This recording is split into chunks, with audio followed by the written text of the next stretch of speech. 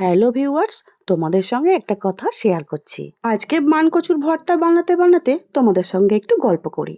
রসুন, কাঁচা লঙ্কা, সর্ষে, নারকেল তেল দিয়ে ভালো করে বেটে নিলাম। এবারে কচু বাটা ভালো করে কষে নিতে হবে। আর দুঃখের কথা কি আর বলবো, রান্না করতে করতে তো কড়াও ফুটো হয়ে গেল, খুন্তিটাও ভেঙে যাচ্ছে। যাক বাবা, সেসব তো হবেই, কারণ অনেক তো রান্না করছি না।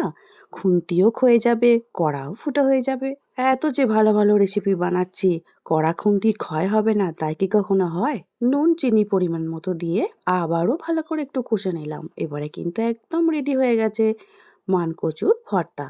এবারে একটা স্পেশাল বাটির মধ্যে পরিবেশন করে নিচ্ছি। ও মা, আমার চপার বোর্ডটাও দেখছি ভেঙে যা গেছে। বাবা, এখন আমি বেশ বুঝতে পারছি, রান্না করে ভিউজ আনতে পারিনি ঠিকই, রান্না করে করে কিন্তু রান্নার যে বাসনপত্রের দাম ছিল সেটা তুলে নিয়েছি।